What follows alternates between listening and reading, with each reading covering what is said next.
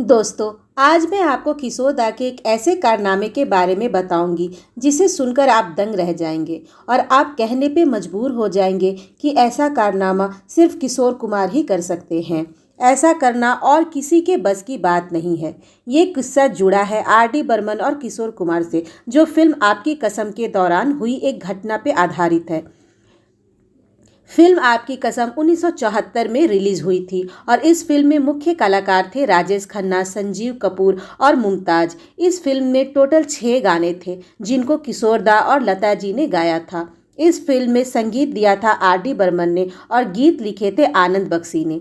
Film आपकी कसम के डायरेक्टर थे जे ओम प्रकाश और वह उनकी पहली हिंदी फिल्म थी जिसे वो डायरेक्ट कर रहे थे। क्योंकि ये उनकी पहली फिल्म थी, इसलिए उन्होंने इस फिल्म का बजट बहुत सोच समझकर प्लान किया था।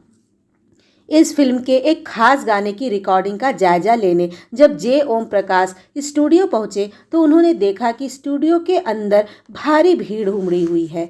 वहां कई लोग थे जिनके रंग बिरंगे और अजीबोगरीब कपड़े देखकर वो हैरान रह गए। तभी उनकी नज़रें R.D. बर्मन पे पड़ी, जो मुस्कुराते हुए उनकी ओर बढ़े। R.D. बर्मन ने गर्मजोशी से उनका स्वागत किया और बिना किसी देर के उन्हें अपने केबिन में ले गए। केबिन में R.D. बर्मन ने जे ओम प्रकाश से कहा कि जय जय शिव शंकर गाने के बजट को थोड़ा बढ़ाने की ज़रूरत है, क्योंकि बाहर जो लोग आपने देखा है वो इस गाने का हिस्सा होंगे। जी हाँ दोस्तों, आप समझ ही गए होंगे कि जिस किस्से की हम बात कर रहे थे वो आपकी कसम फिल्म के गाने जय जय शिव शंकर से जुड़ा है।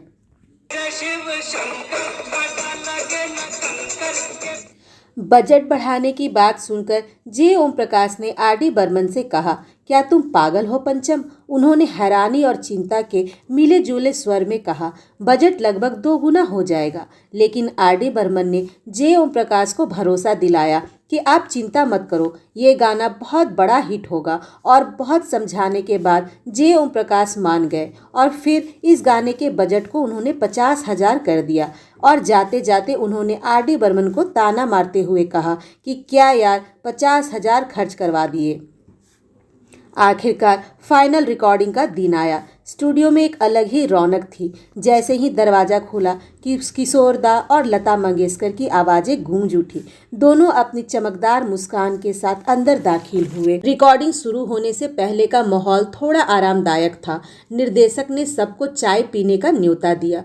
किशोर दा अपनी मस्ती भरी शैली में चाय का कप हाथ में लेकर R.D. बर्मन को बार बार बुला रहे थे। अरे पंचम, आओ ना, चाय का मजा लो। लेकिन R.D. बर्मन किशोर दा की बात को बार बार टाल रहे थे। किशोर दा तेजी से अपनी चाय खत्म की और लता जी से रिकॉर्डिंग रूम में इंतजार करने को कहा। उन्होंने तुरंत R.D. बर्मन से अकेले में मुलाकात की। माहौल में सन्नाटा था, कमरे में गंभीरता थी। किशोर दा ने चिंतित स्वर में पूछा, क्या हुआ पंचम? R.D. बर्मन ने एक गहरी सांस ली और अपनी बात शुरू की। उन्होंने बताया कि किस तरह निर्देशक उनके साथ दुर्व्यवहार कर रहे थे और बार बार ताना मार रहे थे कि क्या यार, 50,000 खर्च करा दिए।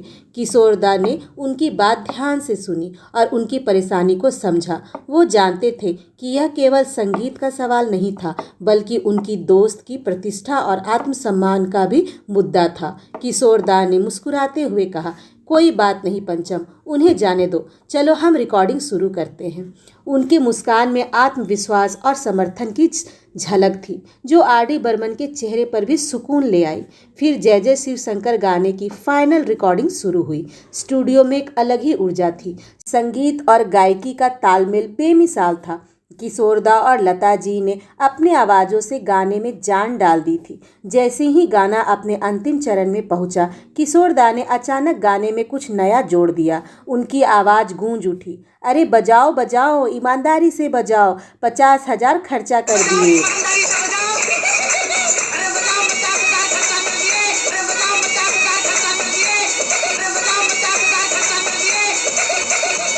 रिकॉर्डिंग बंद नहीं हुई क्योंकि किशोर दा ने म्यूजिक के ट्यून पर इन शब्दों का इस्तेमाल इतनी खूबसूरती से किया था कि सबको लगा ये गाने का ही हिस्सा है। जैसे ही गाना खत्म हुआ, R.D. बर्मन रिकॉर्डिंग रूम की तरफ भागे। दरवाज़ा खोलते ही उन्होंने देखा कि लता जी और किशोर दा एक दूसरे को देख देख कर जोर जोर से हंस रहे थे। उनकी हंसी की गूंज पे पूरे स्टूडियो गूंज रही थी। जब डायरेक्टर जे ओम प्रकाश ने ये गाना सुना तो वह दंग रह गए। उन्हें समझ नहीं आ रहा था कि इस अतिरिक्त हिस्से का क्या किया जाए। उन्होंने तुरंत आर डी बर्मन से इसे एडिट करने को अनुरोध किया, लेकिन किशोरदा ने आत्मविश्वास से कहा, इससे गाने पे कोई असर नहीं पड़ेगा। डायरेक्टर थोड़ा हिचकिचाए, लेकिन उन्होंने किशोरदा की बात मान ली। आखिरकार जब फिल्म आपकी कसम रिलीज हुई तो बॉक्स ऑफिस पर धमाल मच गया और यह फिल्म सुपरहिट साबित हुई और गाने के उस हिस्से ने भी दर्शकों का दिल जीत लिया।